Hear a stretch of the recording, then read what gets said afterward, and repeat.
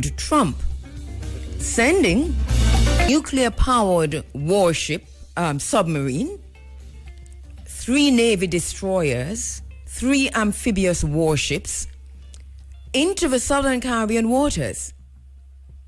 And he says it is for counter-narcotics. It's a counter-narcotics operation. Now, this is interesting because this is happening while we are talking about who won the debate. And it's social issues. Last night was social issues. This question did not come up in the debate, which is interesting because this has implications for Jamaica if you're going to look at it within the context that America is giving of a counter-narcotics operation.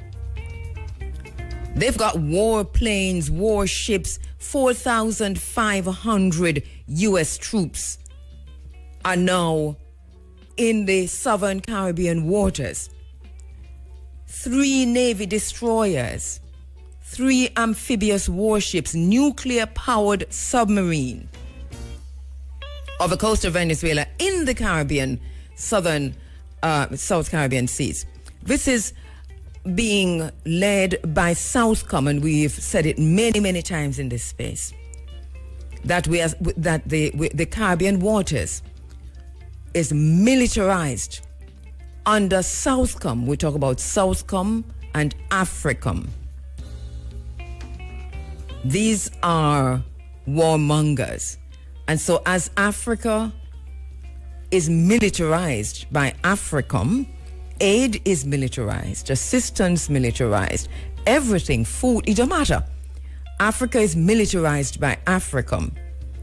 Done so, more so under Barack Obama, and intensified under Joe Biden, and is now doubling down, intensified under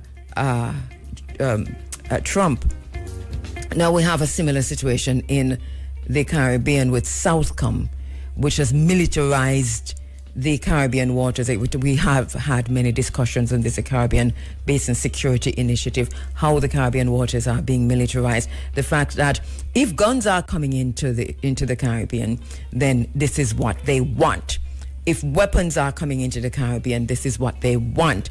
If narcotics and narco-trafficking and international organized crime is happening in the Caribbean waters, this is what they want. And they've got people on the ground here in Jamaica and in every Caribbean country working with them toward that end. It is what it is, and we're dealing with the isness of things. So what is this reason that we have from Trump about, counter-narcotics, a counter-narcotics operation in Caribbean waters? We're going to be talking about that later on this morning. But it makes sense for us to stop and look at this closely, because this is happening in the South Caribbean waters. This is off the coast of Trinidad. Just please look at your maps. Take out your globe, take out your atlas, or Google it, or do any or AI it, open AI, chat GPT. Look at the South Caribbean seas and spend some time looking at the amount of warfare, war power, artilleries, air and sea and land that the United States has sent into the Southern Caribbean seas. All those Leeward Islands, are buckling under that. Guyana has come out already to say that they are in total agreement with this. Of course, we understand why. Because all of this is about oil, This is about oil, and it's about regime change. It has nothing to do with transnational organized crime. It has nothing to do with narcotics. But because we have had many conversations here with Darius Figueroa, reminding us that the whole methodology of narcotics trafficking and transnational organized crime, that has changed. And it's now high-tech. But what are the implications to Jamaica? What is Jamaica saying about what's happening in the Southern Caribbean seas? What is Barbados saying? What are the other countries saying? Anyway, we're going to be talking about that later, and how This is Panama again, but even more so, this is warfare. So what is happening in Venezuela? Nicolas Maduro has mobilized 4.5 million ground troops. Now, when you think that Jamaica is a country with 3 million, you can begin to put it in context. So Maduro's response is to mobilize 4.5 million boots on the ground. And he says this is in preparation for anything that the United States has. Of course, we hear the chatter coming out of the U.S. already that there's going to be bombing from the sky. This is in the southern Caribbean waters, and this is why we're paying close attention to that. Why I would have thought that would have had some questions, because it's a social issues, right, regarding transnational organized crime, which is getting out of hand, regarding crime and violence. Crime and violence are social issues. Social issues. Let us not beat around the bush on that. So, but I don't know. Did I fall asleep in the debate? I have been going over. I don't think I fell asleep. So anyway. Okay. You know, I really do have to say some things about the debate last night. Right, the so-called national election debate. It was a stage play. All the world's a stage. It was a stage play. It was performative. It was hollow. And it was dangerously detached from the realities of the Jamaican people. So I don't have any time to walk away from the debate talking about who won. Because this is not a high school debate. Jamaica is not a high school. This is not a classroom debate. This is our lives we're talking about. This is whether we live or die. So I really don't have any time to get involved in the discussion about who won or who lost. And listen, as I said before, as a journalist, I can do that, and I suppose I'll do that sometime in the morning to say, well, at the end of the day, if you're looking at this through the lens of judging this as a high school or of university debate, your strongest debater was Matthew Samuda. Next one was Damian Crawford, and at the end of the day, the PNP won that debate. The JLP team was very weak, and although Matthew Samuda was very, very strong, so we can have that we can have that discussion. This is my opinion. I watched it. Hey, it's not a high school debate. It's not a university debate. What about the livelihoods? What about the life of the Jamaican people? This is about whether we live or die. And these are liars. And when I say liars, I mean the party rhetoric. It's just all lies that's spewing from that stage. It's a party rhetoric. They have said this before. Let me take a break and come back, because I have so much to say that I keep skirting around it, but I'm going to just double down and talk about it. Give me a break. Had its first national debate, and well, as I said earlier, well produced and very clinical, very staged, very stilted, so that I can't say much about it apart from to say that this is what it presented itself as, a very stilted, very clinical, very staged, a stage play kind of a situation, but production very, very good. Now,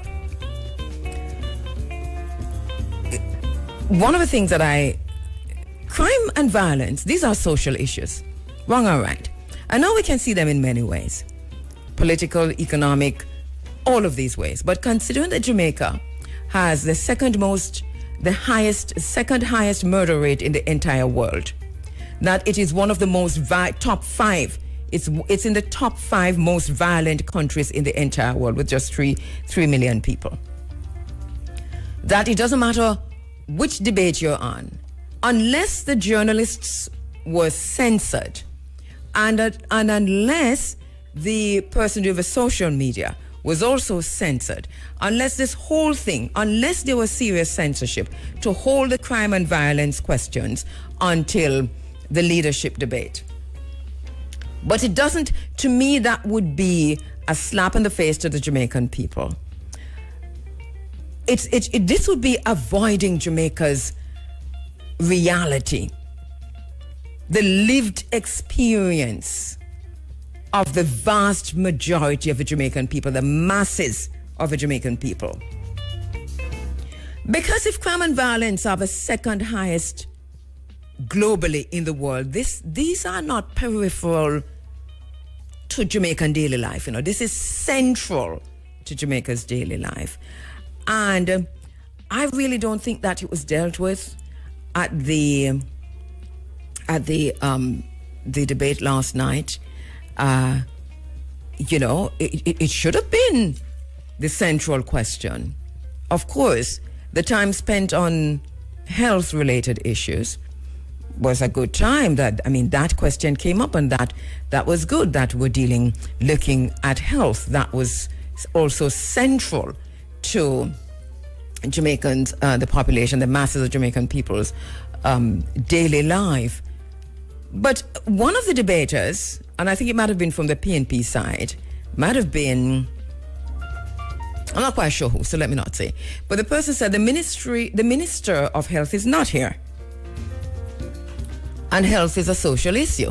That person was correct. So the backing and forthing and the fighting over health, and then at the end of the day, nothing came out of that, was a waste of time. And this is why I say it was pretty performative. All the world's a stage, and they were playing last night. Main actors and female lead and male lead and so on and so forth. Supporting actors and so on. So for me, it was a failure of accountability, that the greatest social issue, challenge on the island right now is crime and violence. And these politicians on the stage, they were spared from addressing their policies, the failures, and we didn't hear about proposed solutions. And so for me, this undermines the very purpose of debates. Because my understanding of what political debates should be is to test leadership. It is to demand accountability. And it is to allow the masses of the people to compare and contrast the visions, the manifesto, if you will. One manifesto not even come out yet. So then take off the idiot. Them take off the idiot around here. So I don't know why, and I suppose in the next debate we'll hear some, prevarication again. The question might come up. Let me just underscore this point. I don't know if there was some censorship on whether or not that question of crime and violence was not to be asked in the social issue, but to go over this. I don't know. It just looked very, very, very suspect to me. For me, we talk about giving voice to victims and to survivors. And with a country that is going through so much, where the rate of crime and violence, we have countless victims. We have families who are traumatized. We have communities that are currently living under fear. And to exclude these issues, how come? Was it politically inconvenient? I don't know. Or maybe there was a misdiagnosis of what social issues are. Because if you leave out crime and violence out of a debate on social issues, it means that you would be defining social issues very narrowly, or you're misdiagnosing what those are. Because crime and violence not abstract and not secondary, It is like for us, because we are the second most murderous country in the world, and because we're the top 5 most violent country in the world. But I don't know. We got structural violence. When they went on and on and on about the health and fighting each other over what's happening in health, we the people lost. Just listen to what they were saying about the health sector. and know that we were the losers. We lost big time on that question. Because health itself and the debacle that's happening within the health sector here in Jamaica is structural violence. When you go to the hospital, you're subjected to structural and systemic violence. The health system in Jamaica is weaponized and is structurally violent. It is systemic violence against the Jamaican people. And yet, listen to them last night. Who do they care about? What was this about? Their ego? And then we'll come out on the backside of it talking about who won the debate and who never win the debate. So we can't participate in this narrative now about who won and who was a sharper one and who had the best one-liners and who did nervous and all of them foolishness there. What was the purpose of this debate? And this is why these political debates are just sham, theater, performative. And we've been watching these election debates over time here in Jamaica, you know. They have become more and more scripted performances. They're staged for TV. And how you feel now? You feel more American? Because you're staged this like an American debate. So you know American, you're consuming culture. And then what? And then what? And the media has a responsibility, you know. The media has a responsibility greater than anywhere else right now. That when you get the politicians in a space, it can't be this scripted where the journalists who are asking the questions, you can tell that it's scripted for them. And the whole thing is so performative, so clinical. What is that? It's a waste of time if you ask me. And not only that, it's also a waste of money. Because when you come out on the other side of this, if you avoid the hard questions about crime and inequality and corruption, and I don't know, I hear some questions on the environment, and that was another cascas, if you will. This one blaming that one, but both of them have been running this country from 1962. If not one, it's the other. So here we are in 2025.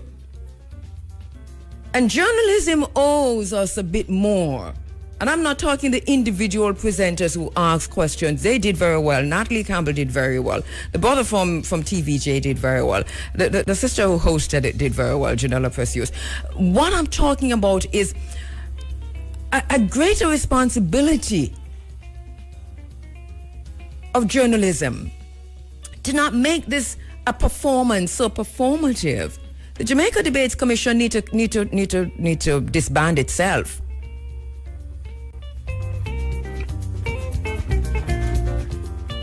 Because this is a waste of time, and it's waste of people's time. You set up all night watching this thing. You know, you could have gone to bed from 8:30. You set up until 9 and nothing done until 10. And then you're reading up on all of the comments afterwards and so on. It is just a waste of time. These politicians, do you see them in your community? Because at the end of this debate, we must ask ourselves, are we seeing these politicians in our communities? How many of them took the salary increase? And what are they saying about teachers' salary? What are they saying? What are they doing about the health sector? Not what they're saying. Because they have been saying what they said last night and what they've been saying for years, from 1962 till now. It's them same one, and here we are. It's a PNP and the JLP from 1962 until now, and yet here we are. And what are they debating about? If you give me 5 more years, I will do this. Do what? Do what? That which you had 10 years to do and 18 years to do and you did not do? And if you give me 5 years again, I will do that. Do what? You were in for 18 years at one point. Why didn't you do? And you said the very same things, and you're saying it again. The emperor is naked, and here we are as a people talking about who won the debate. What kind of foolishness is that? Who won the debate? Is that the important thing? Is that the best takeaway from that debacle that took place on the stage last night? Who won? They addressed the beach issue, and both of them talking out of two sides of their mouths. Because the PNP at one point is talking about how this is a human right and so on, but at the same time talking about we're going to talk with the tourism interest. Talk with tourism interest about what? Since the people's interest becomes secondary to tourism interest, this is platitudinous peroration. And the JLP, Matthew Samuda, talking about Harmony Cove and Dump Up Beach. But what about all the beaches across Jamaica? Marmy Bay Beach, I know that came up on the PNP side. And I hear the PNP claiming Winifred Beach. We had to fight the PNP tooth and nail to allow Winifred Beach to remain with the people, and even though and now Winifred Beach is being threatened. They are both in the same barrel when it comes to access to beaches. None of them addressed the colonial document that is determining how or whether Jamaican people have access to beaches here. The very same document from colonial times, from slavery till now, into colonial times, that they have been using. None of them address that. Both of them stayed very far from that, talking about Beach Access Act and all kinds of foolishness. If the Beach Access Act is coming from that very same document, then that is foolishness. So they are, like as I said, it's platitudinous peroration. And we're coming out this morning talking about who won the debate. This is not about if they won, we lost. That's the bottom line. If they won, we lost. And both of them have come out swinging this morning that they won the debate last night. It was a sham. It was performative. It was hollow. It was without substance. And I'm going to stop talking before I say what I shouldn't say. But I don't know about any more debate. And I think we should scrap this foolishness. They have done what they have always done, and they're about to do what they have always done. And we're listening to them. So now we believe them. And they can't even articulate what it is that they're about to do or will do. This is madness. This is madness. Madness at the highest level. Election is September 3. What are we voting for? What are we voting for? What are we voting for? Listen to what happened on the stage last night. You coming away talking about who nervous, who no nervous, who spin this, who spin, who win the debate, who was the best debater. This is not high school. This is a nation. Are we building a nation or are we building a hut? Oh, we are at a time when we can't afford to continue to accept the lies from politicians. And I do hope that the Jamaican people who were listening to that debate last night understand the times that we're in. This is no time to be pussyfooting around. This is no time to be joking. These are serious times. And if we don't understand where we are, remember, we're heading into a whole, this is a fourth industrial revolution. This is not like before. This is a whole new stage. We're not prepared for it. We're not ready for it. And we sit down last night and watch a kind of a clownish performance. And we come out of it beating with chest, reposting flyers from both sides, congratulating ourselves, tearing down one and lifting up the other and talking about who win like this is a high school. Like this is not a nation that is going to waste. 3 warships into the Caribbean, into the southern Caribbean waters of the coast of Venezuela. And Donald Trump has said that the aim is to combat transnational drug trafficking operations linked to Venezuelan authorities. The deployment includes the USS San Antonio, USS Iwo Jima, USS Fort Lauderdale, carrying approximately 4,500 U.S. service members, including 2,200 Marines.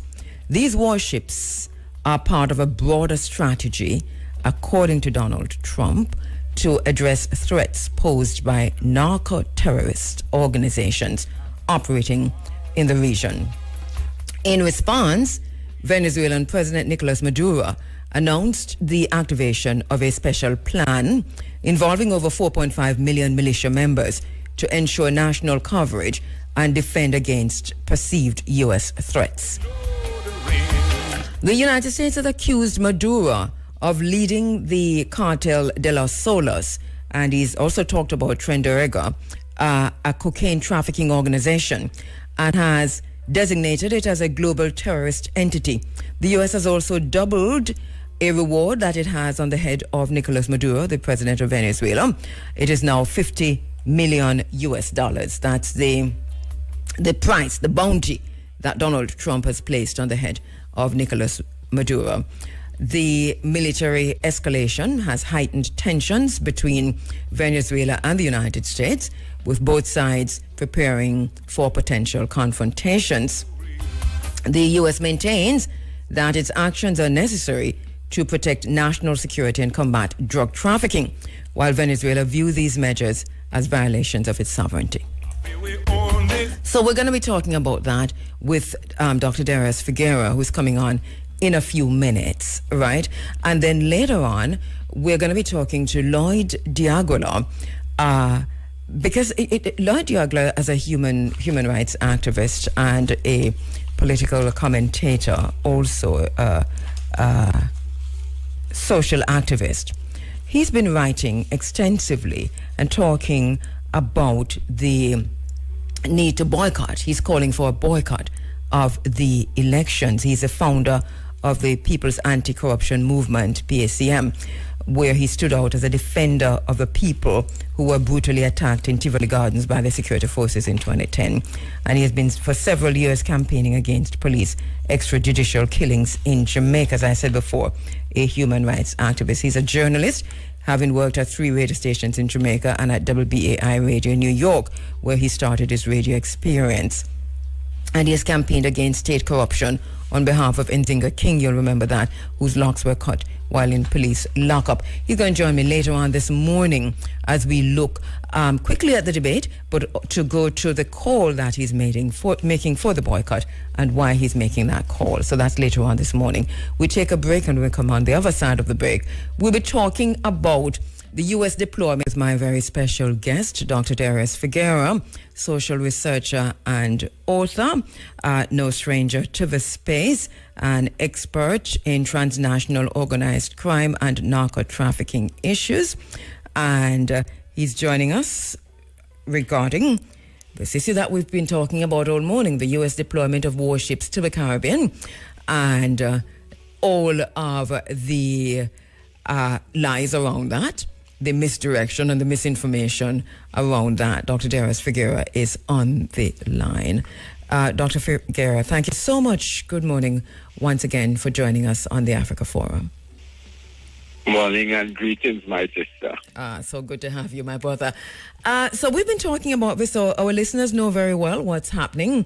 3 Navy destroyers, 3 amphibious warships, nuclear-powered ship, 4,500 soldiers, 2,200 Marines of those being sent into the southern Caribbean seas in an ostensible U.S. narcotics operation, which a Trump administration is saying that it is to stem organized crime, if you will, drug trafficking. Given this number that we're seeing here, this U.S. warship deployment in the Southern Caribbean waters, how, from your perspective as an expert in these issues, we've been talking to you for a while on these issues, how credible is the official narrative that this operation is solely focused on dismantling narco-trafficking networks as opposed to being a tool to apply pressure for regime change within the context of oil? It is essentially a move for regime change, because in the reality of the illicit trades of the Caribbean, since the second decade of the 21st century, the cocaine trade into America has collapsed.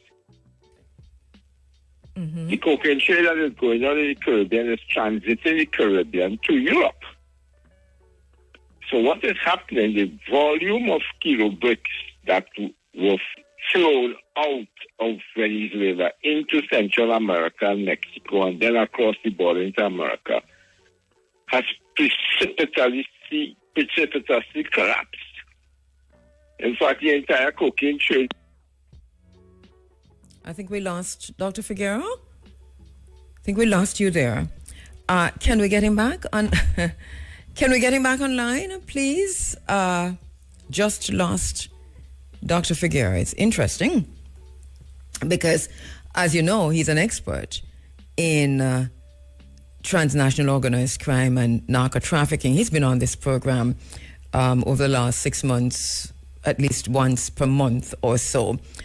And we've been looking at transnational organized crime. He's talked us through the changes and the collapse that he's talking about there, Pax Mexicana, and the conflict between the Colombians and Pax Mexicana, and talking about how the whole thing has changed in terms of the methodologies, but also the new narco trafficking, what that looks like and how it is being done. So like many of us who's been looking at this thing closely, we're seeing, and he's saying to us that this is a tool for regime change. And we want to broaden that out a bit because for my own thinking, this seems to be connected to Guyana's oil in Essequibo.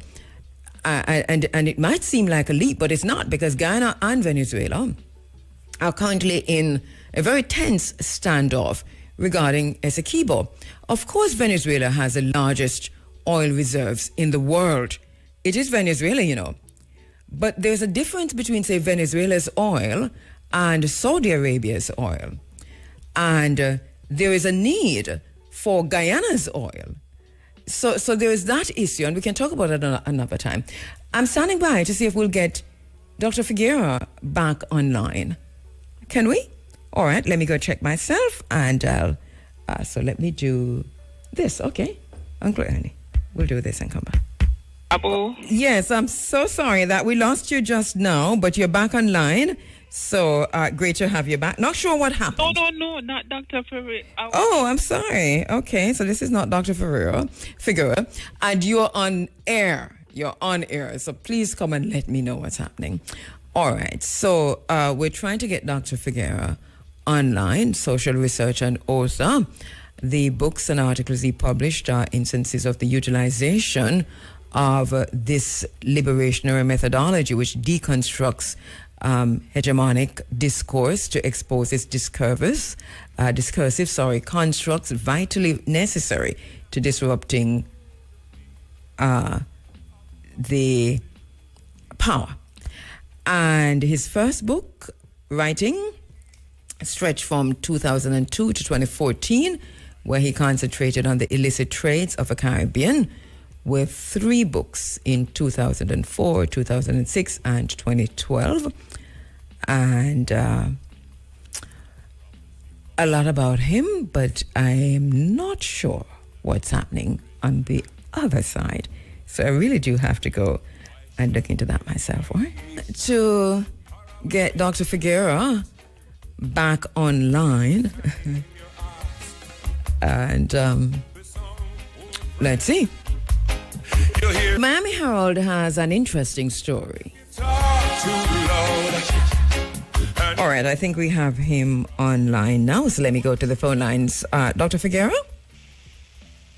Yes, ma'am. Okay, great. You're back. I'm not sure what happened, but suffice to say, we're very happy that you're back online, and then we had difficulty getting you back. Yes, my pleasure. Okay. So you were explaining to us that the narco trafficking, the way we know it, that whole methodology that whole system has collapsed, so that the reason or the excuse that Donald Trump and the United States are giving regarding this incursion into the Southern Caribbean waters, this is based mainly on the U.S.'s need for regime change. Yes. So that... Because, yes, go ahead. Venezuela presents no discernible, quantifiable drug threat to America today because the cocaine market in America has collapsed. And there is no synthetic drug production and smuggling out of Latin America through the Caribbean or anywhere else to America that impacts the supply side of the American synthetic drug market. They have a synthetic drug market problem of grave impact. So they've named also in the report that he put out, Donald Trump, the gangs like Trinidad and Solis, I think is the name of the other one, which are narco trafficking, and they've now named these as terrorist organizations, and they say that they're operating transnational organized crime out of Venezuela and within the southern Caribbean seas. Trinidad was invented by the Colombian Dons.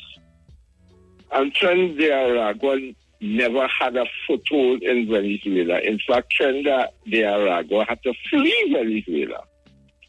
And they ended up being smuggled into America during the time of the Biden administration by the same very same Colombian Dons.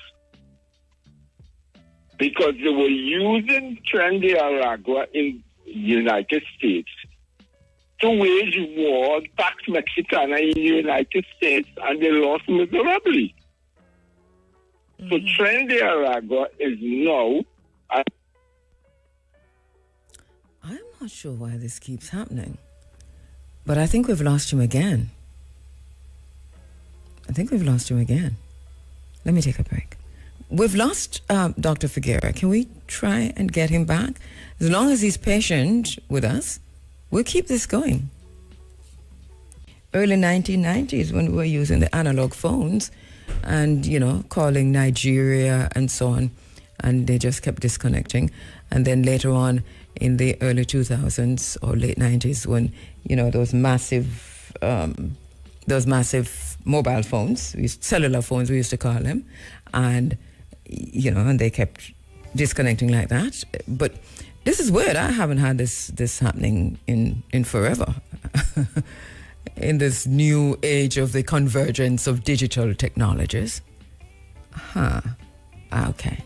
That the Miami Herald has published a story, it was yesterday, where they're making the comparison between what's happening now with the massive deployment of warships into the Southern Caribbean waters. They're making that comparison to the mid-1989s, or the mid-December 1989, when President H.W. Bush, ordered that military invasion of Panama. During the operation, and that operation was called Operation Just Cause, the U.S. troops not only used force, but blasted rock music, including songs by the band Guns N' Roses, as Noriega took sanctuary in the Vatican Embassy in Panama City. And Noriega surrendered on January 3, 1990, and was whisked away to Miami, where he later stood trial and was convicted, and he spent about 20 years in prison.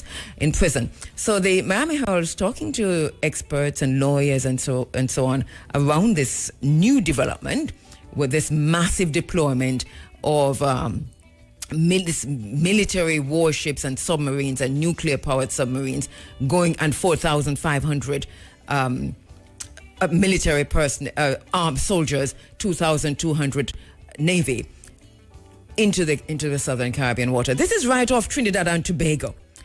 This has serious implications for us. This is like on the doorstep of Trinidad and Tobago. And if you look, I think it's left just down there, sir, you're looking at Jamaica.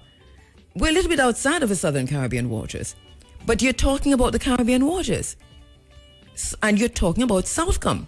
So I want to ask a question that I've been asked last night. Is Jamaica involved in any way in the military incursion in support of the United States, or working with the United States in the Southern Caribbean waters and incursion on Venezuela? Has the Jamaican government said anything? Has anybody said anything on the campaign trail? PNP, JLP, anybody said anything about what's happening in the Caribbean waters? So the Miami Herald continues. The two South Florida lawyers that I'm reading now, one who charged Noriega and another who defended him, say it may look like President Donald Trump has ripped a page out of the Panama playbook as U.S. naval forces veered toward Venezuela. But one of them, Richard Georgie and John May, also point out that there are similarities, but there are also differences between then and now. And they say it is unlikely that Donald Trump would use U.S. troops in warfare around the globe, because he has an aversion of committing U.S. troops in warfare, that he would not necessarily risk invading a country the size of Venezuela. Well, him have 4,500 military men, boots on the ground, that are on those submarines and on those warships. And then they say Venezuelan President Nicolas Maduro, like Noriega at the height of the U.S. war on drugs, was indicted by a New York grand jury on drug trafficking charges in 2020. But Maduro is a leader of an oil-rich, mineral-rich country that, despite its economic troubles, is far larger and more powerful than Panama. Moreover, Maduro doesn't exert the same degree of control over his military as did Noriega in the 1980s. And so they're saying it's a big difference between the situation that was going on in Panama at the time, than what is going on in Venezuela now. Take that how you will. We really want to hear from Dr. Figuera, because there are so many more issues to unpack regarding what's happening in the Caribbean waters. And I also want to know, what does the Jamaican government know about this incursion, this military might that is in the Southern Caribbean waters? What is CARICOM saying about this? I know I've got my satellite producers all lined up. I know Trinidad is on tenterhooks. I know Guyana has said that they are in total agreement with this, and so they're backing and giving all kinds of support to this military incursion by the United States in the Southern Caribbean Sea. As I said before, that I understand because of Essequibo. Because this goes back to Essequibo. He has to get out Maduro, because Guyana's oil is cleaner than Venezuela's oil. Not only that, Guyana's oil is easier to mine than Venezuela's oil. At the same time, Venezuela has the largest oil reserves in the entire world, even more than Saudi Arabia. So that we should know. So we're still trying to see if we can make contact again with Dr. Darius Figuera. Very interesting that we keep losing him. So we want to look at, so the operational implications are there, because if the operation is primarily about political destabilization rather than law enforcement, the question then becomes, what risks, if any, does this pose for the integrity of the anti-narcotics efforts in the Southern Caribbean?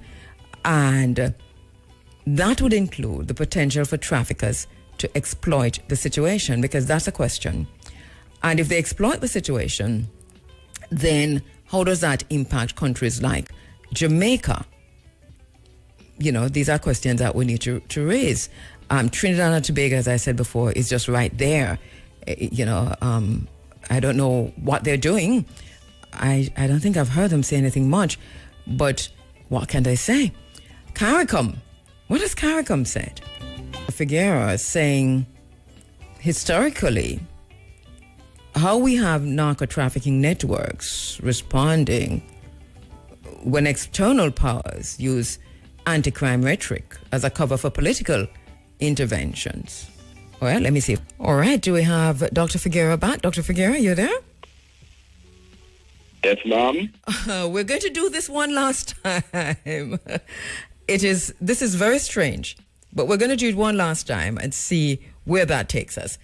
We are also just a few minutes to go. So I want to go right into this because one of the questions we're raising while you were offline is that if this operation, as you're saying, is about, it's not, as we are saying, because you're saying this is not about the drug trafficking and narco trafficking, but it's more about political destabilization.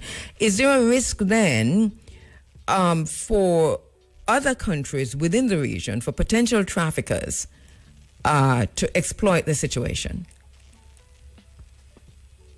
Well, what is happening right now in Colombia, there's a raging war within the Colombian drug trade, an intense battle is building for dominance.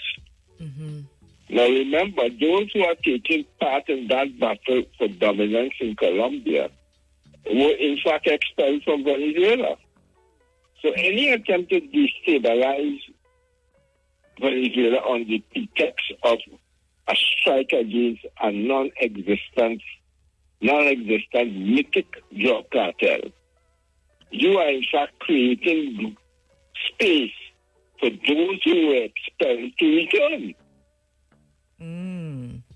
Which proves again that your war on drugs has always been false, because your war on drugs has simply been an instrument to project white power in the world amongst non-white nations. It has nothing to do with no war on drugs. And help our listeners to understand why the U.S. wants regime change in Venezuela. It's a political mentality that stems from their own white supremacist imperial colonial outlook on life, where they have the right to do what they want with impunity. So what happens is that it's the same attitude they exhibit towards Cuba. So what happens is that there is a fixation on Venezuela. And the fixation on Venezuela is the fact of the matter is that you are intent to exploit anybody's natural resources for free. And Venezuela is the one who drew lines in the sand for you with Chavez. Yes. And now that Chavez is gone, they intend to take it back. But what I think we lost him again, you know. And he's in Trinidad. I mean, he's in Trinidad. He's right there where, you know, everything is being monitored. So, you know, I was just about to ask him about what's happening in Trinidad. What are they saying in Trinidad? Because if you look at your maps again and look at where this massive military incursion, military operation is taking place, Trinidad, they can literally walk out of their doors in Trinidad and they're in one of those submarines. They're also air, an aerial operation, if you will. They're warplanes. And people are talking about a Somalia situation because, you know, the United States bombs Somalia once or twice a week. And this started with Barack Obama. And it hasn't ended. Where Somalia is being bombed into nothingness. So people are asking, and okay, so let me just go back to this because I'm not sure we can get him back online, and if he comes back, it's going to be a similar situation. So let's leave Dr. Figueroa, and we'll see if we can pick up on this conversation another time. So do not call him back. I'll just send him a text. My apologies. As I said before, he's in Trinidad. He's in Trinidad. And I want you to go online. And if you have, because some of us still old school, I have about 3 atlas in my house and 2 globe. And not to mention that, anyway. So some of us still old school. And we have the hard copy atlases and we have the globes and so on, same way. And the African Union is calling for a new world map so that Africa is properly represented and that every country is sized according to what them look like, because Africa is bigger than all of them, and yet at the same time you have Greenland, which can hold in Africa 1,050 times. That is bigger than Africa. So the African Union just came out last week and they're calling for a new world map. I think the African Union should just draw them own map and then just send it, come give the rest away. We use it.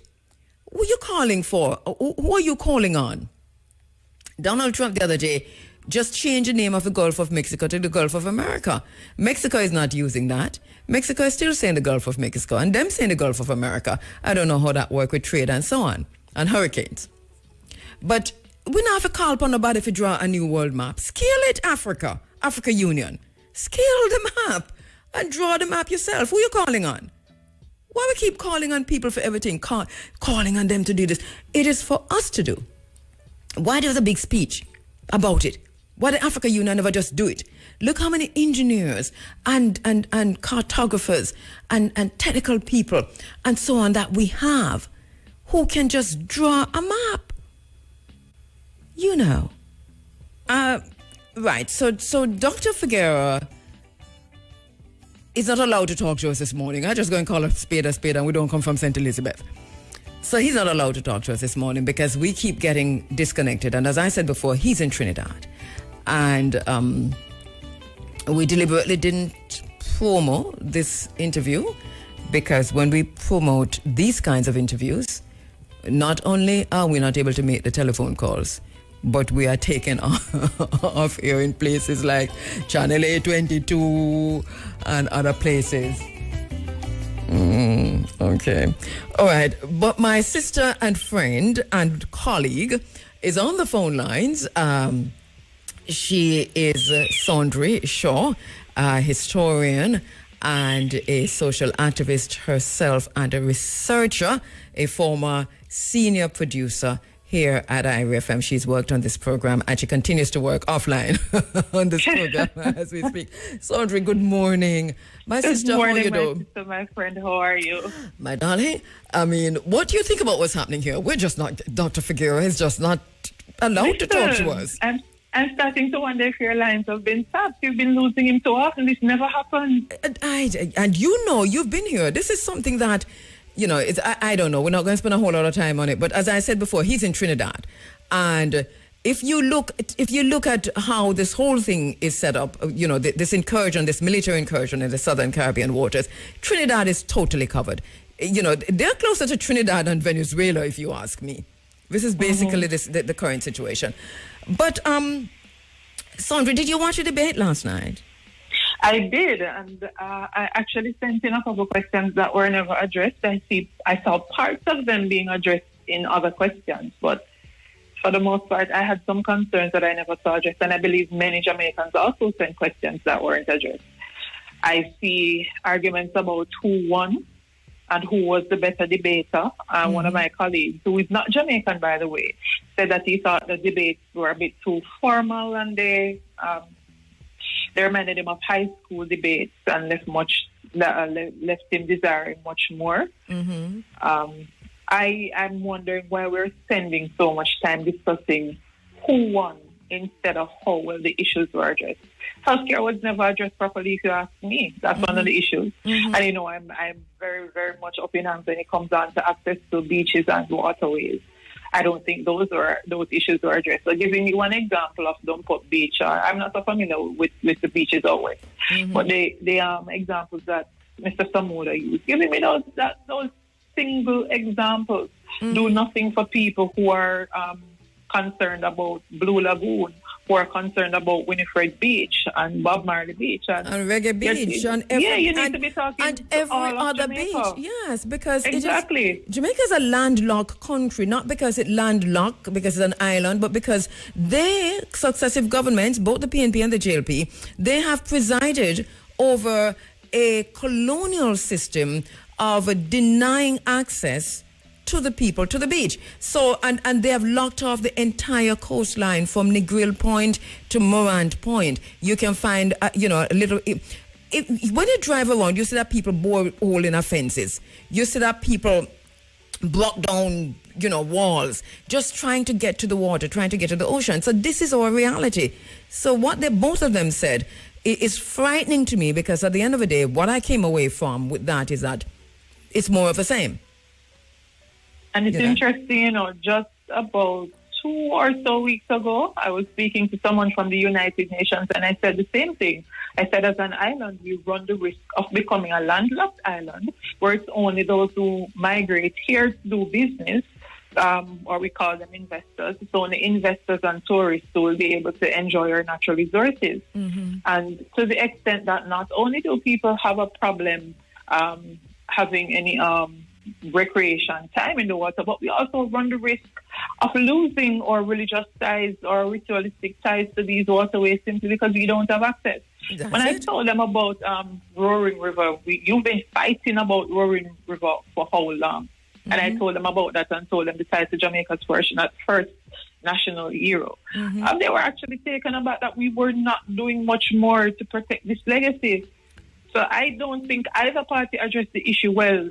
If you ask me, but we keep debating who won. The lives of the Jamaican people are at stake, and they're gambling it away and remain silent about it. No wonder this morning, just a few minutes ago, I saw a post in one of our newspapers about gambling odds. Gambling odds on what? Check, I just sent it to you, where they're best being put out about who will win the election. Oh, yes. Gambling away the lives of Jamaicans. I'm seeing it for true. Yes, and for those who are listening, if you don't believe me, just go to Jamaica Observer. We're not afraid to call names. No, companies offering. It says companies offering odds on election say bets are booming. $65,000 is the highest payout in the 2020 poll. So they're betting again on the lives of the Jamaican people. Who is going to win? So go and bet to see if JLP or PNP is going to win. What a piece of... And thousands of wages have already been received. So we are gambling away our lives, not recognizing that there are more important issues at stake. Tomorrow morning, what will employment look like? A lot of us are surviving because of the informal sector. Yes. And the informal sector comes under so much pressure. We talk about regulation all the time. I'll never forget when the handcart men downtown were quote-unquote regulated. I still see them driving through Kingston with those license plates on their cars. What has become of that? The informal sector is squeezed under the guise of regulation, but we don't ask them about that. Mm-hmm. There is concern about the declining birth rate in the country, and we have not heard issues about maternity care. I was wondering, and I know that you yourself sent in a question, re-maternity. How did they select the questions? Did I ask that already? How did they select the questions? As for the journalists are actually asking the questions, right? So I wouldn't know how Natalie and Romaldo would have. No, I mean for social media. For social media, I know that the questions were sent into the Jamaica Debates Commission Instagram page. They use Instagram, TikTok. I don't quite remember if they use Facebook, but I know about those two platforms. Mm-hmm. You send in the questions to those platforms, and then those questions are read and selected. When the questions are selected, then they're passed over to the moderator, who last night was Amoy, and then she would read those questions. Mm-hmm. So there's no guarantee that having sent in your question, yours going to be read. After all, it's an hour. It's an hour, so you can get in just so many questions at a time. What do you think? Because I've been talking about it all morning, that I expected crime. Social. Is there a misdiagnosis, do you think, just listening to the questions last night, of social issues? I think that some of the issues could fall under the economic section, but in terms of talking about housing, health, education, I believe they fell appropriately under social issues. What about crime and violence? Crime and violence, I think on the one hand, I think it could stay there. On the other hand, I'm thinking that perhaps we might have needed another category. Because there is a reason why whether sociologists or historians or anthropologists write or talk, there's a reason why we say socioeconomic, sociopolitical, sociocultural, because we know that things overlap. So we might have needed another category. And so instead of 3 separate debates, we might have needed a 4th debate. I was hoping that we'd considering it's a matter of priorities, right? Because Jamaica is the second most murderous country in the world. It is in the top 5 most violent country. So that it becomes crime and violence and the policies, the ones that you say working, the ones that have failed, and looking historically at because they like to talk about numbers, that I expected that to come out in that space. And I said to myself, well, maybe they have censored. There's some level of censorship in terms of what questions belong here and what belong in another place. But for me, one of our social issues and the top social issue on this island is crime and violence. So I expected that to be out there seriously. What do you think about the response, the PNP's response to the bus, the school bus? And then this is going to lead me to something else that I've been questioning too, and I don't think the questions were asked the way they should have been asked. But I've listened to what the PNP has said. At some points, I think some clarity is also lacking on their end, and they're on the risk of sounding like they're just attacking policies set on by the Jamaica Labour Party or set up by the Jamaica Labour Party. I am not seeing a clear-cut plan as to how the PNP will go about addressing the bus system, and I'm also not seeing a clear explanation from the Jamaica Labour Party as to how they decided on getting these buses and deciding that these buses are appropriate for the system. I'm also not seeing clearly from either side how the system will be funded without a loss or even to break even. We're talking about rising costs of petrol most weeks. How it means that then the transportation will have to be heavily subsidized. How do we pay for those subsidies? I'm not seeing any clear-cut answers from either side. I'm seeing a lot of pointing fingers and trying to make the other side look as if they don't have any sense. That's what I'm seeing from it. And then another question I raised this morning, and just for you to talk about this a minute, Son, is so we've heard all of this from all of them forever. And every time there's an election, in recent times we've been having debates, but even when there are no debates, we have the political stage, and we have, you come in the communities and you talk about water and road and so on and so forth. And so we've heard this over time and time and time and time again. At what point does it become just a whole bag of lies and Jamaican people need to take charge of their lives, charge of them space and charge of them politics? It is going to be difficult for Jamaicans to step up and take charge of everything. And I am speaking now from the perspective of an educator. We have an education system that creates those style workers for a plantation style workforce. We don't create thinkers anymore. We create people who can regurgitate. We celebrate CSEC and CAPE 1s and 2s as though our students are doing anything great. When on paper it's great to say I got a grade 1, I got a grade 2, but they are not thinkers, and so they don't know how to critically assess systems. These are the same students who grow up to become adults. Some don't function well in higher learning, where you're supposed to become even more critical of systems and be able to ask questions. You don't have to agree, you don't have to disagree, but you should be able to question a system so much so that the people are able to understand how that system is set up.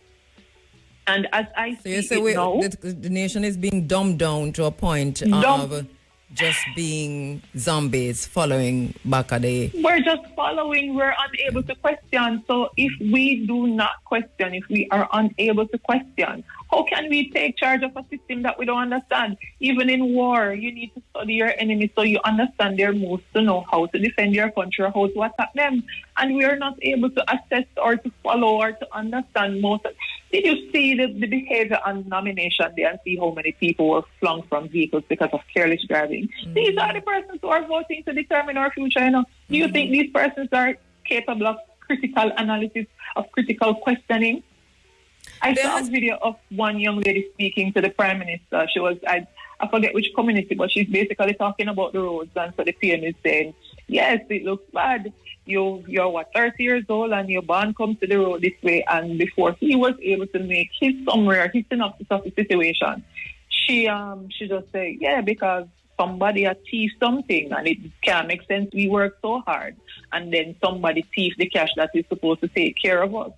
And I saw then, I use this term very lightly just for ease of conversation. At the most basic level, someone who was willing to engage the Prime Minister in a conversation where the issues mattered. And I saw a pause because it's like the question caught him off guard because we're not accustomed to people questioning, why is this? You're telling me to pay how much money to be fit. You have inspectors on the road every morning for us, but the roads are not fit for us. But that is hope then. That is hope that, you know, that we at least will have a critical mass. Which is what is needed for we don't have enough. I think we need more, and I'm wary because I see some of our teachers doing this. So much for filling the gap. Dr. Figueroa will be very proud of you. You are, and I've heard from him. He says just what we're saying, that it is interference, it is sabotage, and he says it's coming from his end, from Trinidad. So we go with what he says. He knows exactly what he's saying. All right. So quickly, Sandra, where you mentioned that you're an educator. We didn't say initially when you came on that. No, leave that alone. But you're an educator. All right. So our listeners know that. So let me just wrap quickly with you on that, because you were talking about teachers and it goes back to you being an educator also, what you're seeing and your own thinking as what should be done differently. So let's wrap with that. Right. So if we can get to the young minds through the education system, then I think we have a chance. Because although I'm saying we've dumbed down the society, I've seen firsthand that there is still hope. You know, I am at different levels in education. And when I hear the questions that my young people have, I have to sit down and pause and say, all right, so you want to run the session and we just have a seminar. And my first taste of this recently was when we had a discussion over the proposal for Emancipendence Weekend. And when I heard the questions being asked and they started to ask, when are they going to have debates, when is the election, because we're not seeing the kind of leadership we want. And these are the things we want to require of the political parties. How do we get to the leaders? How do we hold them accountable? There is no opening for you to reach them via social media, via town hall, anything like that. There is still hope, you know. The problem is to get those who represent the hope that we want, to get them out to vote, because a lot of them are just voter apathy. They just believe that they cannot effect any change because the leaders would have been selected already based on who sits better in certain international relationships. And so you were talking about the activities in the South Caribbean now. These are babies who didn't know anything about when Patterson helped Aristide come through Jamaica, and then we had the issue on the human trafficking index. And the thing is that is no excuse, because, and this is why I talk also about the role and the responsibility of media, because we have a situation that's unfolding in the South Caribbean seas that is a social issue because of how it is social and it is political, but because of how this is impacting the Caribbean and about to impact the Caribbean. At least that question will come up. What do you know? Is Jamaica part of this? Are you helping the United States to thief Venezuela oil? You probably won't ask it like that, and to ensure that you capture Guyana's oil. What are you doing? Is there another Panama situation happening in the region? And to what extent is Jamaica a part of all of this new military incursion in the South Caribbean seas? I think that's a question that should have been asked last night. It can be asked. And two things, that's what I'm saying. These are babies who wouldn't have known about some of the things we know, but they're asking how come nobody is holding the government to task about that. Yes. And also, the second part of what you're saying, perhaps they're saving those questions for the leadership debates, because I fail to believe that as journalists we pay attention to what's happening with CARICOM, what's happening with Haiti and Venezuela, as you put it out there now, what's going on in Guyana and the fight between Guyana and Venezuela. And even basic things we talk about, climate change. I fail to believe that there are journalists who see what's happening with the extractive industries and the negative repercussions for small island developing states, and we would not be asking those questions. So I'm just hoping and keeping my fingers crossed that both me and you are getting ahead of ourselves, and these questions will come up in the leadership debate. Look, I'm not watching no more debate because to me it don't make no sense. I'll watch them for you, please, because as they do this, you know, I mean, there's so many. I have to listen. I was going to raise a whole new point about roads in Jamaica, rural roads in particular, but I do not want to go down that gully before I take the break. So let me go back to the break. Saundry Shaw, thank you so much, my sister, for your input. Anytime. Thank you for standing by and for coming in when needed, as usual. Thank you. Oh, good. Uncle Jackson. Howdy. DJs, artists, entertainers, D-Meds, Dwayne Adams has written a book. It's called I Am a Living Hero. You remember D-Meds from the COVID lockdown. He gained notoriety, if you will, during the COVID lockdown because he was one of the first persons out in the streets protesting the masks and protesting the vaccines. He was locked up. He was abused, he was mistreated, and he has written about it. He's going to join me in the studio for a short while, just about half an hour at 8:37. And then after that, we'll be talking to Lloyd Diagola about the debate, but also specifically about his call for Jamaicans to boycott the upcoming elections, the September 3 elections. Earlier that we were kind of looking at the roads. There's the road network across Jamaica, especially in rural Jamaica. And I'm going to find some time to talk about it this morning because this is illusion. These people are magicians. This is illusion at the highest levels. The Gleaner headline right now says SSL payout starts. Bolt's company among 40 defrauded SSL clients set to receive funds starting on Monday. It's behind a paywall, so I can't tell you anymore, but it's in the Gleaner. SSL payout starts, so go check that. And if you subscribe to the Gleaner, please send me the story. Anyway, so we're moving into the next segment of the program, and my very special guest is in the studio, Dwayne D-Meds Adams. How are you doing, my brother? Dennis Stellin, greetings, Grand Rising Kabu.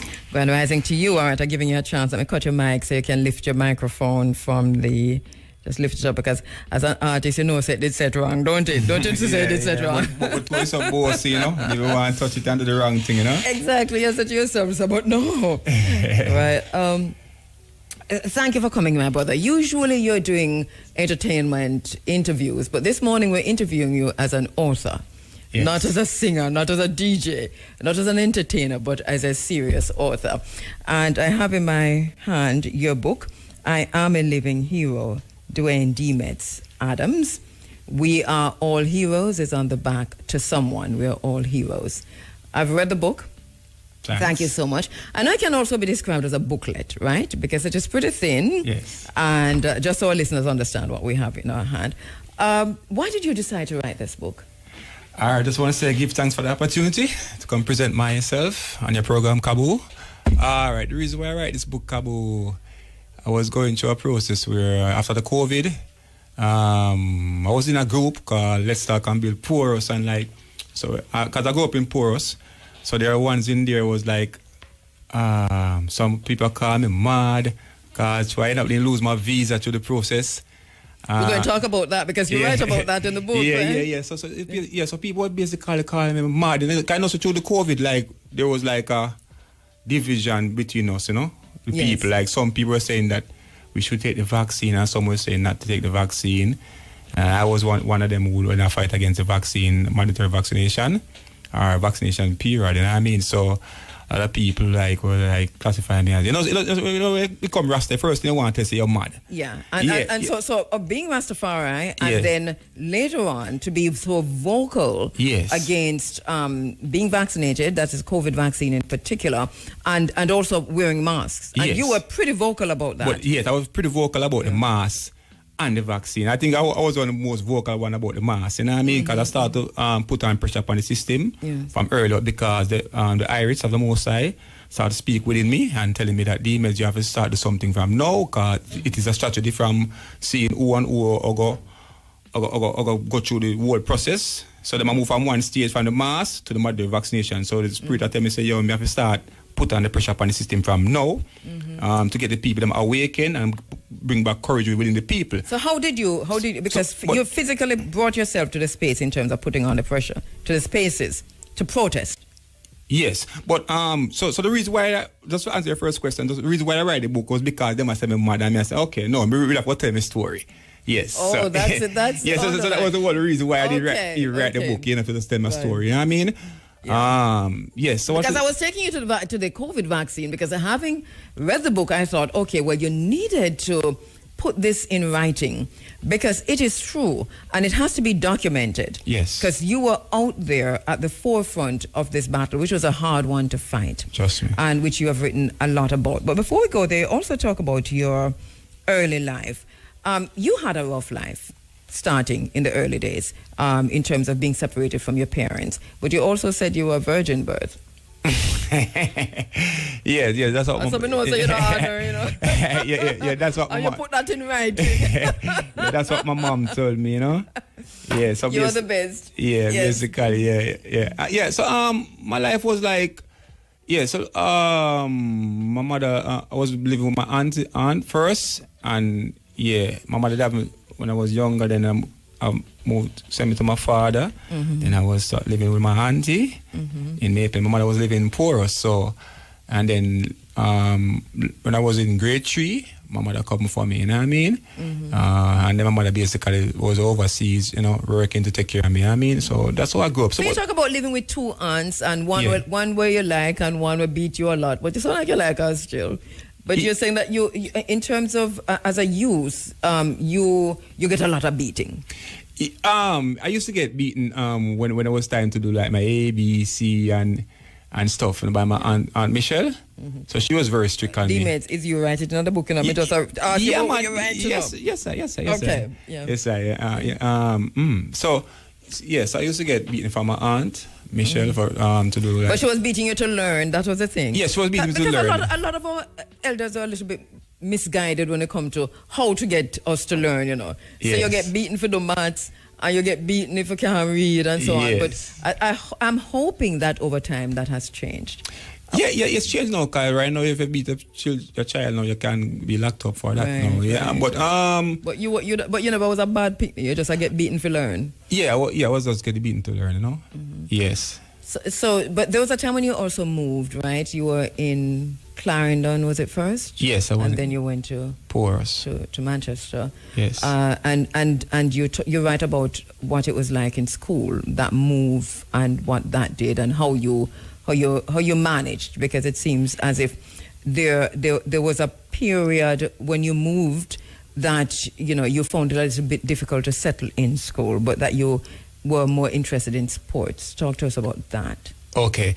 Yeah, so after leaving Maypen, I went to Porus. To live with my mom, which I was very excited about. So when I was in primary, I was a fairly good student, but I was very active in sports, both football and track and field. I was good at both of them. Very good at track and field. So I was very distracted by those 2 things. Right. Plus girls. When you listen, if I should go into what you said exactly, about the girls, Yeah. So you're saying you were seriously distracted by girls, but you also seem to suggest that you really didn't even know better. I'm picking that up in the book, as if there is some kind of a regret that you were so distracted. Yes. By the Girls. by romance. You don't want me to say what you write on the book, but it's okay. No, it's I don't have to say what you wrote in the book. They need to go buy your book. Yeah, they need to go. See what you said exactly. Yes. I'm not even quite sure if I can say it on air, but the long and short of it is that you're distracted by sports and girls from the academic, for your learning, your book learning. Yes. But there was a time when you went, tell me about that sports part of you, because it seems to me as if you really went after that seriously. Yes, I was a very good runner. I've got a lot of medals and stuff. You went to champs and thing. So on football, I used to love football. So I was playing football from a small age growing up. So I used to be like the most valuable player. That thing that I call Western Union football we do every summer in Porus. Yes, and Dakar Cup also too. So I was very famous in high school. Yeah. So You're a baller. Yeah, I was very famous in high school. But the thing is this now, my regret is with parenting now. All right, hold the parenting. I'm going to come back. Let me take a quick break. The child about certain things, you know what I mean? And I make that very different with my child, which I start to talk from early on. I start to talk to her about, I don't know if I can use the word sex. And the radio, I start to talk to her from early on, from just small. I start to tell her certain things, you know what I mean? To value herself, value her virginity, all them things. But when we were growing up, like our parents used to tell us that, you know what I mean? So we were just doing things, you know what I mean? Well, I think this is what you're referencing, the book. That's good for you. Yes. You didn't necessarily get that guidance. That guidance. Yes. Yeah. All right. So whose phone is that ringing? Because that your mic. Okay, let me cut your mic. All right. So we're speaking with D-Meds, and his book is called I'm a Living Hero. Let's go to the hero now, because you and this is what I like about you. You look back at what you have done, and especially during a particular period in Jamaica.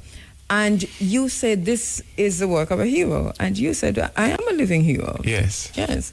And that specifically has to do with your activism. You talk about the how you saw what was happening during the period, the COVID period. But you were also brutalized, if you will, beaten by the police. Yes. Tell me about that story. Yeah, and yes, the work which I put in, I definitely see myself as a hero. Not only me and all the people who actually was out there protesting, marching. Remember, so we were marching to go to UIC with Mr. Joseph Patterson. Yes. I mean, I tell you, Kabu, it was a dangerous time, you know, Kabu. Like, I know. Yeah, I thought about police was out there with them guns, you know. Yes. Yeah, and pepper not just spray. police, but your own neighbors and Yes. people who were seeing you on the street. Yeah. And people were pushing people out of vehicles. If you cough, you get pushed out of a vehicle. Yeah. If you sneeze, you get taken off of the bus. It was dystopian what was happening during those 2 years of lockdown. But you were out there man, on the battlefield, literally. I was out there literally with my speaker box. I do a song called Take the Mask Off, and I was out there playing the song right through. Sing a little piece of it, let me hear. Me try the mask for your day. Them too real, them too fake. Me nearly stifle. How them do it, me no know. Queen Elizabeth, take the mask off of the children. Them can't breathe. Who want breathe? Tell them. Jamaica, take no mask off. Tell them. Take your mask off. Corrupt politician. Yeah, so. And you were saying that in the middle of when it was blasphemy to say that. Everybody have a mask. Like, I couldn't get no radio play with it. Or anything, you know. I mean, radio station was free to play that song. I would have played it. I didn't get it. Cha-cha. Yeah. I was telling people to take the mask off. Yeah. I would have loved that song. You played? Okay, yeah. I would have played it. Yeah, man, I tried my best to get the radio play. Couldn't get the play, so I literally have a speaker box. I was walking through the market in the streets and building back the people with confidence, go downtown Kingston. How do you feel now that you hear Anthony Fauci and them coming out now? Anthony Fauci has said that he never told anybody that the mask would stop the spread of COVID. This is what he's saying now, you know. Mm-hmm. How do you feel when you hear them all walking back from it, that the mask was of no use, it was of no help, somebody say it and somebody pick it up and somebody pick it up, and that the entire world is wearing it. Now they're saying that it did not help. How do you feel about that? Sister Kabu, these people should be locked up, you know. Yeah. These people should be locked up. Tarred and feathered. Yeah, man. Because people dead from this vaccine. Yes, Sister Kabu. People dead. People have illness. And people are still dying. People, trust me. Like some things we have come out about this thing. Trust me, like I don't know, or no one don't get locked up, I know. And why governments don't pick it up, because it's an interesting thing that our government don't pick this up at all. Everything that's coming out, all the documents that have come out, the vaccine, COVID itself, there's an ongoing situation where they haven't picked that up. But you have... You ran in. You were even one time thrown into the. Did you go in the truck yourself? Yes, man. Tell me because. I literally, because I was fighting like 2 fights in the streets before. I was like basically in the streets though, like no, because I'm in the streets now, Kabu. Because for some reason I might have been in the streets, like I sell natural juice and stuff. So I'm connecting with the people. So I'm seeing the sufferation of the people. So I see the people them like police them attack the people them goods and all them thing there. So like. One time I went to the inspector and I was talking to him like why the people run from him and all them things. Then I was explaining to that him and the people them supposed to have some form of understanding and all them things. And he was like go and speak to the Prime Minister about it because of them vote for the Prime Minister. And I was like alright, I may see him again, I will speak to him. I was there talking to him, explaining to him that listen me, just like your mother used to have a work for send her go school and all them things and pay bills, that's what these people out here doing. And he find, to me, he find it offended by me speaking about his mother. And he was like, move from selling me for my pepper spray or shoot it at my gun. I'm like, for some reason, I wear a spray and I myself, draw closer to him, never touch him still, just draw closer to him. And I say, me now make him draw with him gun for me. When me just walk off. By the time, look, pepper spray out, spraying, I start put up my hand to shield him off, ease him off. Look, feel butt licking at my head, down on the ground, police over me can't dip on the ground and all them stuff. Then the police them say, yo, broke him man if him keep on try to resist. I felt a spirit come over me, like an angel like energy come over me like. And you said that George, you felt the spirit of George Floyd. Yeah, George Floyd, yeah. So yeah, because when George Floyd died, I was like questioning it, and then so him come over me now and he was like, this is how them kill me in America. And when it come over me, it's like, ease up the liquor for me, you know what I mean? So them take me up, and I was there, and the people, them must say, him dead, and like, them take me up, literally take me up like some dead meat, and just chew me up in the van back.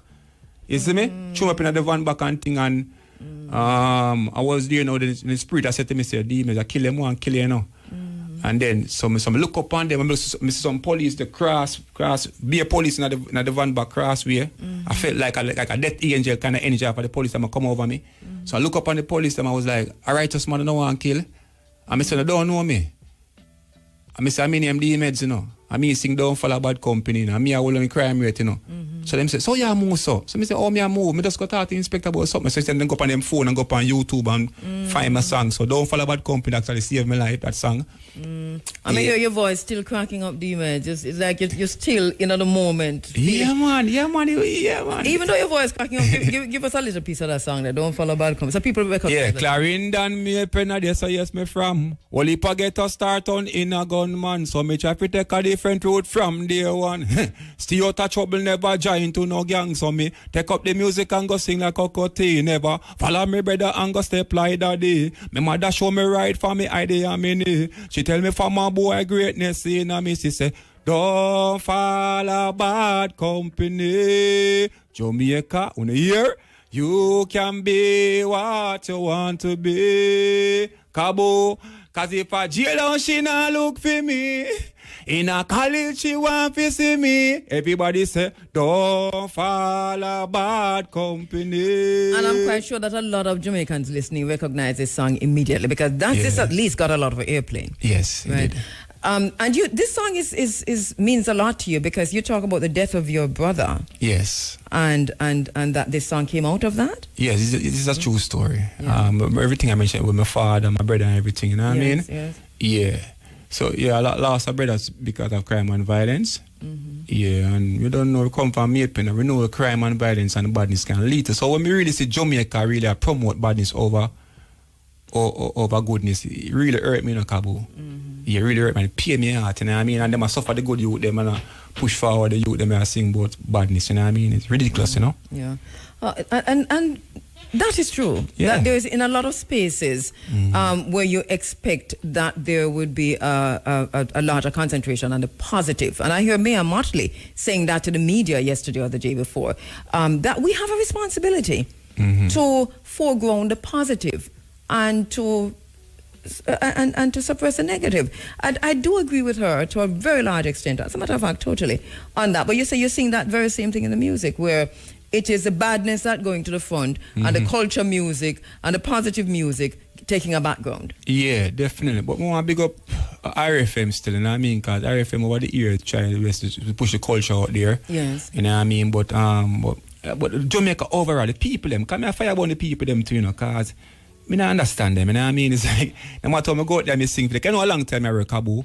I be working very hard, you know what I mean? About 15 years now. And so the people them know me and like they don't know me. And some, you know, so we're out there, we're in them face and we're sing it and we're nice up the place and we're tell them don't follow bad company. But them still not follow we.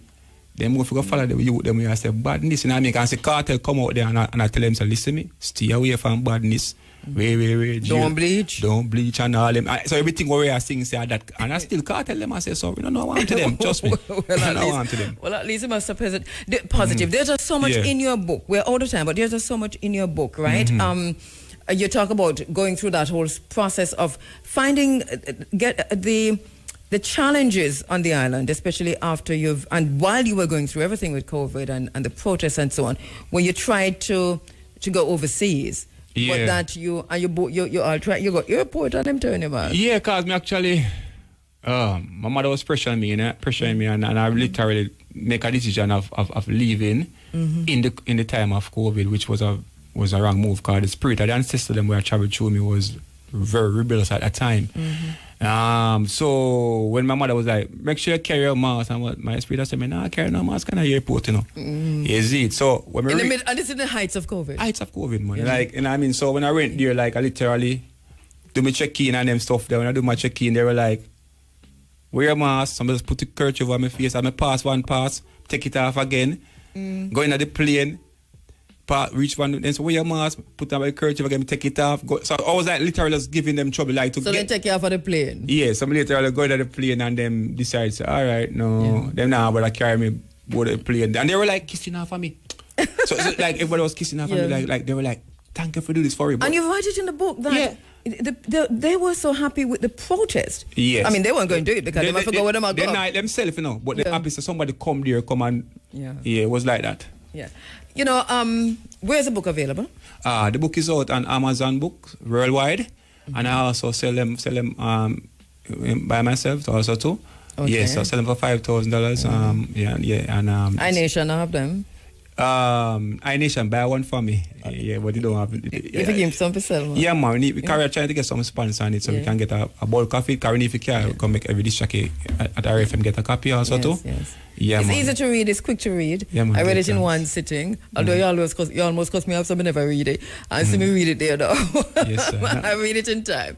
But thank you so much. I mean, thank you for the work that you're doing, the work that you continue to do, yes. your activism, your revolutionary spirit, and the fact that you, as an artist, which not a lot of artists are doing, you stop to write down what you're doing, what you're seeing. And it's also philosophical because towards the end, you get highly philosophical power. Start talking about, especially the last, you say honesty means not to oppress anyone and to deny his deserved share. When we speak of the betterment of man's life, we mean not merely the economic improvement of living standards. We refer in addition to the spiritual conditions in which man lives. For just as a man without means to feed his hunger and to clothe his nakedness can take no pride in his existence as a human being, so also is one who is reviled and discriminated against because of his race or religion, robbed of his self-respect and human dignity. Rastafari. Yeah, man. Yes, man. That's the words of His Majesty, you know. Yes. Definitely. So you don't know, because we don't without the Almighty in the midst of it. And Kakaba just wants to keep up the good work to Sister Kabu. Because I see her fight the fight over the years, you know what I mean? I try to get the people them awaken, you know.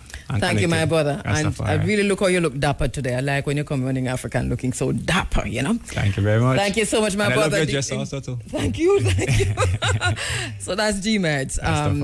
Dwayne D-Meds Adams, I Am a Living Hero. I just want to, can I say something? I just want to thank everyone who purchased the book already. Yeah, man. I'm big up all of me in Clarendon, Rusty. For us, answer. And for us. All right, give thanks. telling you all morning that we're going to be speaking with our brother Lloyd D'Aguilar in this segment of the program. Lloyd has been writing extensively in the social media spaces about the elections, and he's made a call, and this is not the first time he's making the call, for Jamaican people to boycott the upcoming elections. Want to talk to him about that. Lloyd D'Aguilar is a human rights activist. He's founder of the People's Anti-Corruption Movement, PACM, where he stood out as a defender of the people who were brutally attacked in Tivoli Gardens by the security forces in 2010. He has for several years been campaigning against police extrajudicial killings in Jamaica. He's a journalist, having worked at 3 radio stations in Jamaica and at WBAI Radio in New York, where he started his radio experience. He campaigned against state corruption on behalf of Nzinga King, whose locks were cut while in police lockup. So we're standing by for Lloyd D'Aguilar. Lloyd, we're not getting you online, so let me know what's happening. Let me just all right, so Lloyd, we're not getting you. Call us, please, and let us know what's happening. Okay, so that's coming up in a minute. Stand by for that interview. Just before we went to the talk with DMED, one of the things that I said was that, you know, we want to look. We had this whole political debate last night, and I can't underscore enough how far off the mark we have gone as a people. If after a political debate on social issues in Jamaica, the place that we're going to is in the high school mode to say who win, who give the best speech, who nervous, which party win overall. We're flooded with this review of the debate in the social media spaces, and interestingly, in the legacy media. And so the question then becomes, is what do we want as a nation? Who are we and what do we really want? Are we okay with where we are, considering that we were supposed to be talking about social issues last night, and we don't care as a nation about what was said? We more care about who win and who lose. My point, though, and we said earlier that the 2 political parties have already put out them flyers and them promotional videos and them promos just generally across the social media spaces, that they have won. And so my thinking on that is, if both of them won, then who lost? And the answer is we the people, we've lost. Them patting themselves on their backs in their egos, egotistical maniacs, in their egos, patting themselves on their backs about who did the better debate. This happened when we used to be on the debating team at St. Mary High School. And I'm telling you, even when we debated at St. Mary High School, we were doing national debates across Jamaica and winning enough of them. But even when we were there on those teams, when we come back, whether we win or we lose, the post-production conversation is about what we could have done better. Did we serve ourselves well? Did we serve the school well? Did we represent ourselves well, represent the school well? So this kindergarten thing, when we see them are going with now outside of this election, is a disgrace. It's a disgrace. So take it how you will, but it is a disgrace. So I'm standing by to speak with my next guest, Lloyd D'Aguilar. And until we get him online, let me do this quickly. The election debate just concluded, and I think this is something that he's written on the social medias. He says, no probing questions asked. And so both political parties, JLP and PNP, can continue to give the impression that they have a solution on social problems. They have nothing to offer the people. Our position remains effective. Why do they not support free education, free health care, land for the landless, People's Commission of Inquiry into State Corruption, end to the state policy of police extrajudicial killings, etc.?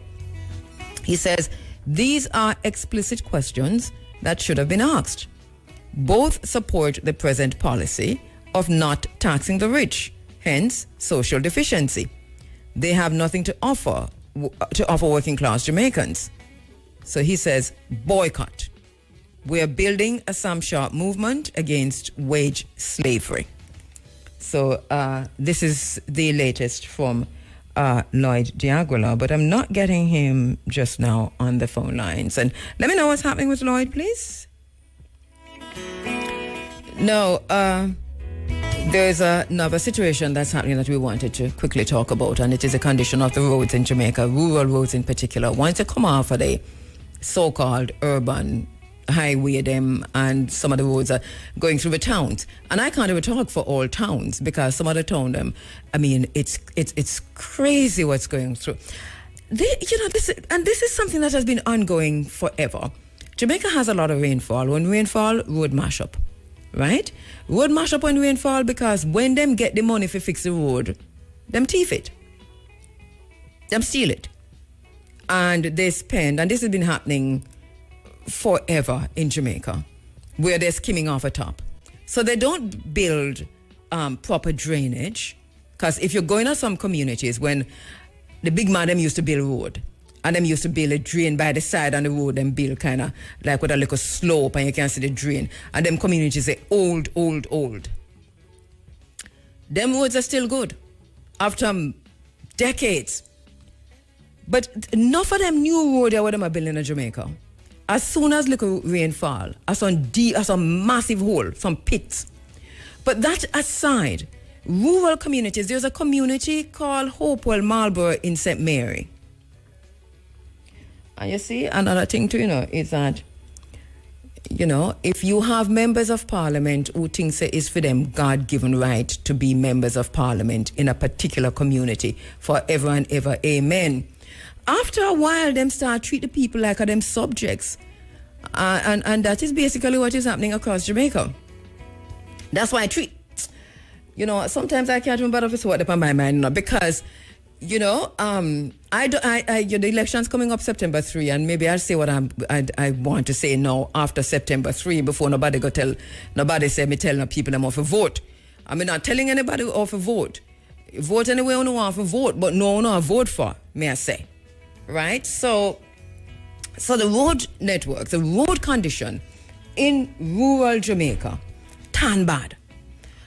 There's also, in St. Mary, for example, there's a situation where every single road in the rural communities, undrivable, impassable, if you will.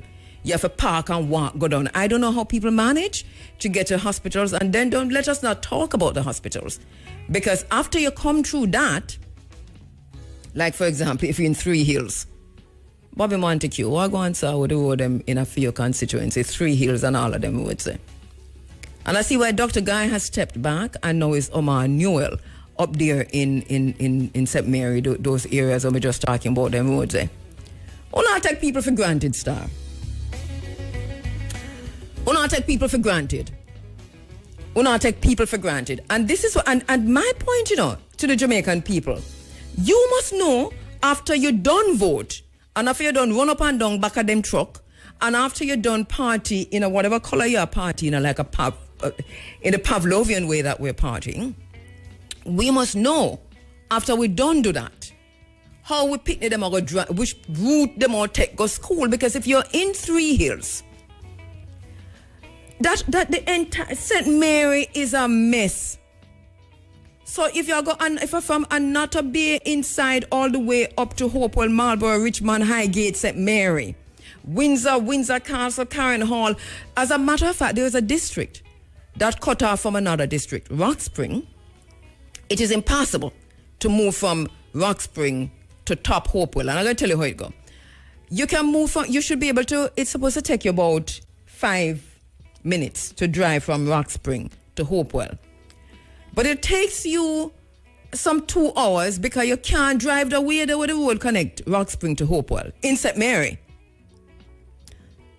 And if if you even walk and meet one vehicle down at the bottom, from once you reach Hopewell Pen is another situation. The taxi no one go up there, so because them road them non-existent. But you have to drive all the way through Windsor Castle and Carrinall and so on to come back down to get into Highgate. And when you reach Highgate, that's another problem. Port Murray is just as bad. And we're talking about Port Murray and all Three Hills, getting to Hazard, getting to Decoy. Uno write me the name of the places them uno there in Jamaica. And a brother keep calling me from Catadupa. Somewhere in a Catadupa there, right, in Westmoreland, where them just, the road is so bad that they can't even get their children to school properly. This is our reality. But all of them are coming through. All of them coming through because me go Hopewell last week and, me see all of them, are come through, them big vehicle and, and them flags are fly and the music are play loud and they're making up a whole lot of noise. SUVs, SUVs. So this is our reality. It's not funny. We're taking teeth, keep a heartburn until such time. So when they're patting themselves and slapping themselves and thanking themselves for who win and that all of them win, we the people are left to face the reality that we have to live with. Enough people that on social media this morning that talk about who win and who no win and not even have breakfast. Because everything gone up. Everything gone up. Enough people in Jamaica don't have access to Jamaica is a land of wood and water. Don't have access to water. Give me a minute, I soon come back. No easy victory. 9:22. We spoke to Lloyd Diagula this morning, and he's been on standby to come on at 9. So I'm not sure what's happening, but we're not getting to Lloyd, and we're still trying. We're just about half an hour to go, but we're still trying. Really want to talk to him, so let's see what happens. I just want to wrap up this segment talking about the roads in Jamaica, just across Jamaica, where the roads are terrible, where people are having a difficult time getting to school, getting to work, getting to the hospital, just leaving the community, where bridges that have been broken down forever still remain broken down.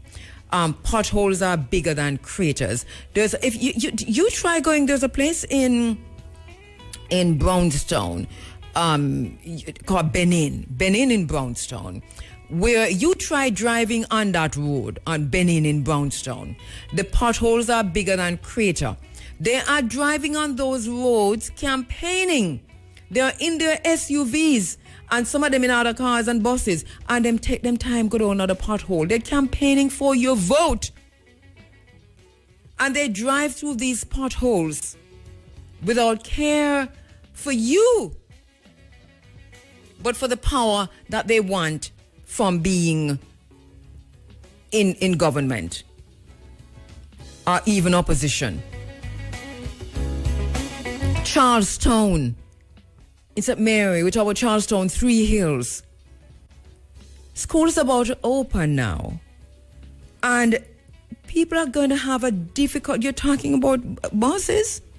That's one thing, but how you get to where you're going, and not to mention the stress level that you have to endure just knowing that you have to come out of your house, and whether you have to go try find a bus to go and the taxi them now come in there, so or you are in your own vehicle, and by the time you reach work you are a mess. You're a mess, and you're portraying off all of that on people, because to get to work is like going through a minefield. To get to school for students who are going to school. And you're telling me that from 1962 till now, UNO cannot fix the road them in Jamaica? You are telling me. This is deliberate, man. This is deliberate. This is deliberate. This is deliberate. Keep the people oppress, keep the people in poverty, keep the people wanting more so you can be patronizing and condescending and fraternal. Like you're the people in Papa or you're the people in Mama. You're not the people in parents. You're not the parents of the Jamaican people. They hand out that, and we have you develop now a culture in Jamaica where politicians believe that it is their God-given right to be handing out scarce benefits. This is oppression, this is corruption, this is wickedness, this is sinful. It's cruel. And I don't start talk about the access to water yet. My mother is 84 and she live in a community called Hopewell in St. Mary, and they hardly get water up there. Hardly.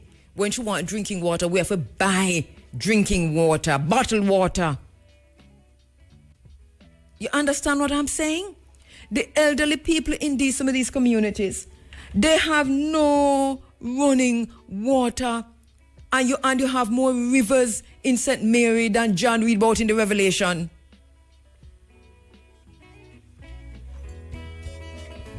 These are social issues. I don't know did they talk about who win the debate. No, I don't know win the debate. I want to go and take the win. And we know that we lost. Again.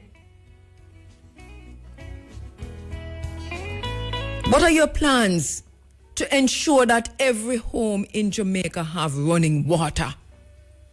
Jamaica have more rivers than almost any other country in the world. Everywhere you go, in a lot of these parishes, rivers, every time rainfall, river come down, you're talking about PNP and JLP river come down bank to bank, you make rainfall at Jamaica and you see what happen. Every river come down bank to bank, people all are wash away. And we don't know how to harness that water yet, so that every home in Jamaica have water. You're treating water like say a fuel, like it's and you're giving people black drums. Everywhere me drive through now in rural Jamaica, every little town where me going now, every little rural city, every little rural, parish, every little rural parish, you see a whole heap of black drums pan truck back.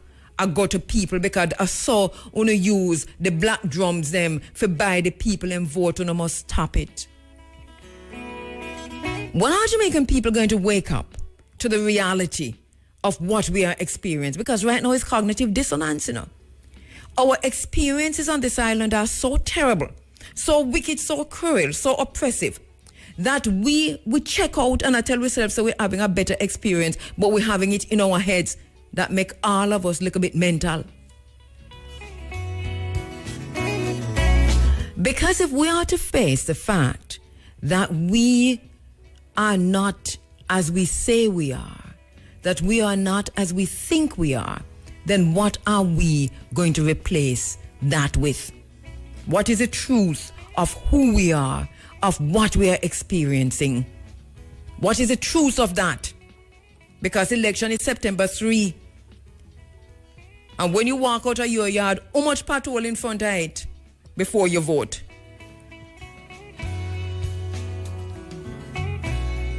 That is a question, one question that. Which part you get water for bed for go polling station election day? Which part you get water from for bed? And bed is one thing because that is a luxury in enough places in Jamaica. Where are you going to get water to brush your teeth? How you brushing your teeth? A bottle of water you buy a shop and you can't even afford food and you have to buy bottled water for brush your teeth. This is our reality.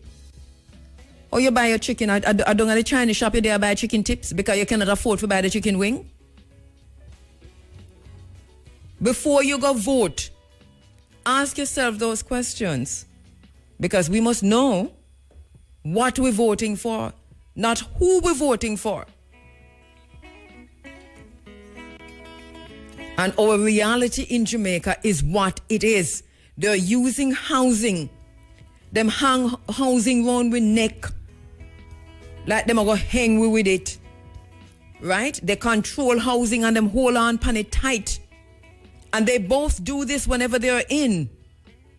And then them give a house here and a house there, so like you're with papa or you're with mama. You are not our parents. Create the conditions through your socio-economic policies that we can buy our own homes, that we can buy our own land. You hold on housing like say it is the 5 fish and loaf of bread. What is this? Who are we to you? That all we can live off of is what you patronize us with? What kind of foolishness is this? No vex it. Jamaican people no vex it. Jamaican people, you're not angry yet. Where is your righteous indignation against oppression, corruption, and wickedness in Jamaica? In the words of Amilcar Cabral, to identify the enemy is to free the mind. We're going to have to free our minds from tribalism, political tribalism. We're going to have to free our minds from dependency. We have to free our mind from the licky syndrome. We have to free our mind from the eater food syndrome. And we have to think in different ways. Call into being the best of yourself, which is still there that you can tap into. Because remember, me tell you, the elections are September 3. And it don't matter who win, your roads are going to be the same or worse than they are now.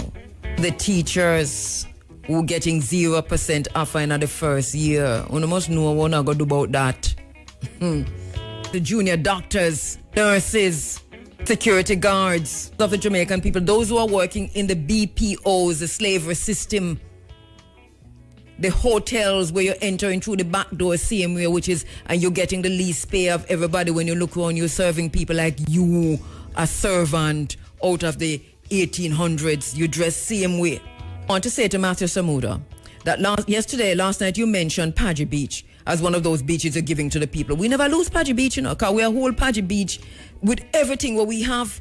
We're not losing it. When you mention Padgy Beach as giving it back to the people, that is disingenuous. That is like you want to say you're about to take Padgy Beach and do something with it. We have never lost Padgy Beach. We hold on Padgy Beach like it is the only beach left in the entire world, which it probably is. Not only that, I want to invite you, Mr. Samuda, to walk up to Padgy Beach and look to the side where you see those buildings that are half finished. Those buildings were built as a young journalist leaving out of high school and working part-time. Well, I wasn't even out of high school yet. I was stringer for the Daily Gleaner, Supervisor Franklin McKnight. And those buildings on Padgy Beach that you see to the side there as you go into Padgy Beach on your right-hand side. All of those buildings built by Michael Manley for the fishermen and their families. And when Edward Seaga won the election, he dropped that project. And so they're up there to this day, unfinished. This was my entry into understanding how politics work in Jamaica, partisan politics. Because I covered, as a young journalist, what was happening to those buildings on Padgy Beach. And up to this day. So when you mentioned Padgy Beach in the debate last night, you are wrong 50 ways to hell, because you said Padgy Beach is a beach you're giving back to the people. What do you mean giving back to? I want to say to the people on Padgy Beach, did you hear what Minister Samuda said? The fact that he mentioned Padgy Beach in this way is a Freudian slip, because we have not lost Padgy Beach. If you know, I stand up in this space. I've been standing in this space for 2 decades and more, because I saw that we were losing access to the beaches. The way we lost access to the beaches, the worst it has been is under Portia Simpson Miller. So this is not a partisan comment. Under Portia Simpson Miller, we lost more beaches to the beach, to access to the beaches than you've ever heard about. So we've been talking about that for a very long time. But the point is, for Samuda to mention, Mr. Samuda, that Paji Beach is one of the beaches you're going to give back to the people. That's a Freudian slip. What Paji Beach I do on your mind, we don't lose it. The fishermen them still control it and the people in Paji Beach still control it. What do you mean it up there? Me did up on Paji Beach. Me go Paji Beach all the while. One day we up there clean you up. And the other day we go up there just go walk on the beach and look and see what go on. So me not understand what you mean. We not have to pay if we go in or nothing. Paji Beach is our beach. It's the only beach that remains between St. Anne and St. Mary, and if you don't mind, Sharp, Portland. I'm so fed up.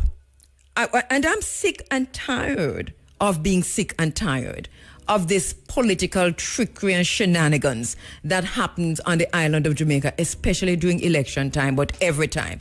This partisan politics have us wrap up in some very serious death trope and death hold.